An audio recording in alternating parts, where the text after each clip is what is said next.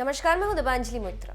सामाजिक कार्यकर्ता अन्ना हजारे ने जैसे ही ऐलान किया था कि वो 30 जनवरी से आमरण अनशन करने जा रहे हैं, मोदी सरकार के हाथ पांव फूलने लगे थे, क्योंकि ये वही अन्ना हजारे हैं जिनके आंदोलन ने पूरे देश में क्रांति फूंक दी थी, जिसका असर ये हुआ कि कांग्रेस सरकार को साल 2014 के आम चुनाव में बुरी हार झेलनी पड़ी।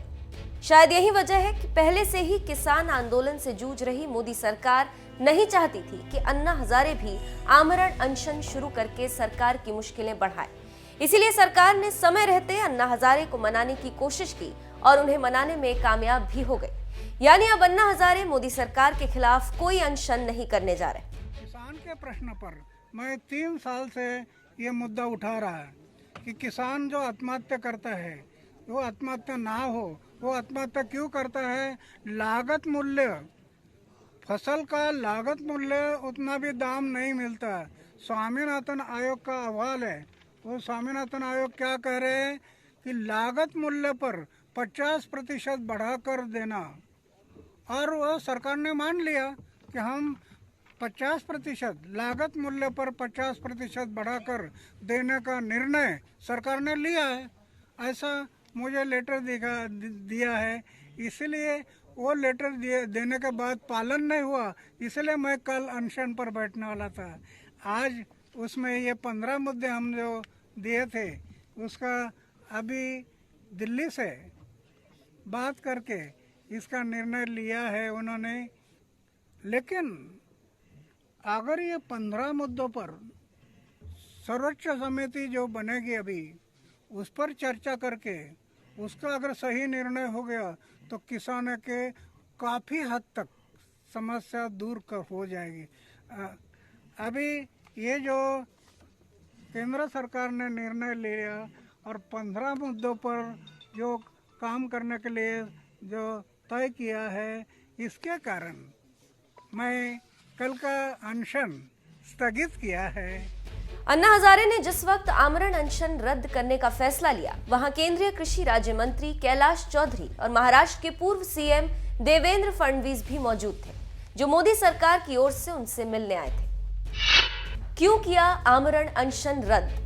महाराष्ट्र में अपने गांव रालेगढ़ सिद्धि में आमरण अनशन शुरू करने का ऐलान करने वाले अन्ना हजारे ने अगर अपना अनशन रद्द किया है तो इसके पीछे मोदी सरकार की तत्परता ही है, जिन्होंने अन्ना के अनशन की खबर लगते ही अपने कृषि राज्य मंत्री कैलाश चौधरी और बीजेपी नेता देवेंद्र फडणवीस को उनसे मुलाकात के लिए भेज दिया।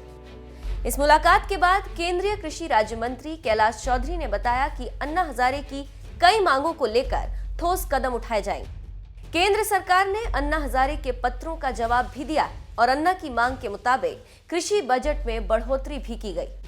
जो बजट पहले 23,000 करोड़ का हुआ करता था, अब की बार सरकार ने उसे बढ़ाकर 1,35,000 करोड़ रुपए का किया। अन्ना हजारे जी के जो भी पत्र आए उनको हमने समय पर जवाब भी दिया और बजट के अंदर भी उन्होंने कहा था कि बजट को बढ़ाया जाए।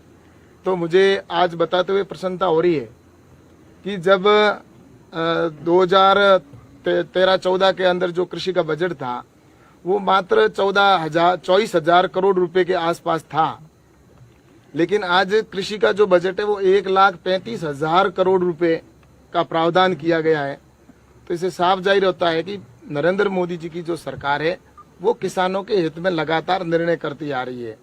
और आज जैसा कि अन्ना हजारे जी का ये भी एक था कि एक उच्च अधिकार कमेटी बने, तो उस कमेटी का भी गठन किया गया, जिसके अंदर हमारे कैबिनेट मंत्री माननीय नरेंद्र सिंह जी तोमर साहब के नेतृत्व में वो कमेटी का गठन हुआ है और जिसके अंदर हमारे नीति आयोग के सदस्य भी रहेंगे और साथ ही हमारे किसान प्रतिनिधित्व करने वाले किसानों का नाम भी उसमें डाला गया है। जो आने वाले समय में जो अन्य बिंदु है, जो अन्ना हजारे जी ने जो अभी पत्र और दिया है, जिसको भी उसके साथ में जोड़ते हुए उनके जो विषय होंगे उनके ऊपर ये उच्च स्तरीय जो कमेटी होगी, उच्चाधिकार कमेटी, ये जो भी किसानों के हित में निर्णय होगा उस कमेटी के द्वारा निर्णय लिया जाएगा और 6 महीने के अंदर इसका निर्णय आए, ऐसा सरकार की ओर से प्रयास रहेगा। आमरण अनशन रद्द कर चुके अन्ना हजारे से जब पूछा गया कि दिल्ली में पंजाब और हरियाणा के किसान जो आंदोलन कर रहे हैं उनकी जो मांगे हैं और आपकी जो मांगे हैं उनमें क्या समानता है या दोनों की मांगे अलग है? इस पर अन्ना हजारे ने बताया कि दोनों का उद्देश्य एक ही है, किसानों की भलाई। और इसीलिए मैंने शुरू में दिल्ली में चल रहे किसान आंदोलन को सपोर्ट किया था और कहा था कि उनके आंदोलन में जो मुझे अच्छाई दिख रही वो है अहिंसा। वो शांति के मार्ग से आंदोलन कर रहे हैं, ये बहुत ही महत्वपूर्ण बात है। आंदोलनकारी जितना भी अहिंसा के मार्ग से आंदोलन करेंगे तो सामने वाला कुछ नहीं कर सकता। लेकिन परसों के दिन लाल किले पर जो तोड़फोड़ देखने को मिली और वहां पर किसी ने झंडा फहराया, वो देखकर बहुत दुख हुआ। ये बहुत गलत हुआ। इसलिए जो सपोर्ट मैंने इन्हें किया था, अब मैं उन्हें समर्थन नहीं करता हूं। किसानों के हित में कई बड़े कदम उठा चुकी मोदी सरकार किसानों की हर उचित मांग मानने को तैयार। ये बात उसने अन्ना हजारे की किसानों से जुड़ी सभी 15 मांगों को मानकर दिखा भी दिया। लेकिन मांग भी जायज होनी चाहिए। अब दिल्ली में जुटे कुछ राज्यों के किसान कृषि बिलों का विरोध तो कर रहे हैं, लेकिन उस बिल में क्या कमी है उस पर बात नहीं कर रहे, जिससे सरकार बिल में संशोधन करके उसे ठीक कर सके। बल्कि प्रदर्शनकारी किसान तीनों बिलों को रद्द करवाने पर ही अड़े हुए हैं। किसानों की इसी जिद की वजह से सरकार और किसानों के बीच हुई दर्जनों वार्ता का कोई नतीजा नहीं निकला और इस आंदोलन पर अब हिंसा फैलाने का दाग भी लग चुका है। यही वजह है कि खुद अन्ना हजारे ने इस आंदोलन का समर्थन करने से इनकार कर दिया। इस मामले पर अन्ना हजारे ने और क्या कहा, आइए आपको सुनाते हैं। किसान के प्रश्न पर मैं 3 साल से ये मुद्दा उठा रहा है कि किसान जो आत्महत्या करता है वो आत्महत्या ना हो। वो आत्महत्या क्यों करता है? लागत मूल्य, फसल का लागत मूल्य उतना भी दाम नहीं मिलता। स्वामीनाथन आयोग का अहवाल है। वो स्वामीनाथन आयोग क्या कह रहे हैं कि लागत मूल्य पर 50% बढ़ाकर देना, और वो सरकार ने मान लिया कि हम 50% लागत मूल्य पर 50% बढ़ाकर देने का निर्णय सरकार ने लिया है। ऐसा मुझे लेटर दिया है।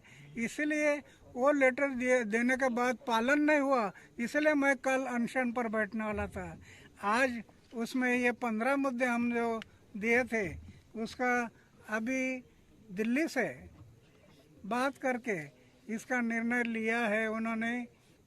लेकिन अगर ये 15 मुद्दों पर सर्वोच्च समिति जो बनेगी अभी, उस पर चर्चा करके उसका अगर सही निर्णय हो गया तो किसानों के काफ़ी हद तक समस्या दूर हो जाएगी। अभी ये जो केंद्र सरकार ने निर्णय लिया और 15 मुद्दों पर जो काम करने के लिए जो तय किया है, इसके कारण मैं कल का अनशन स्थगित किया है।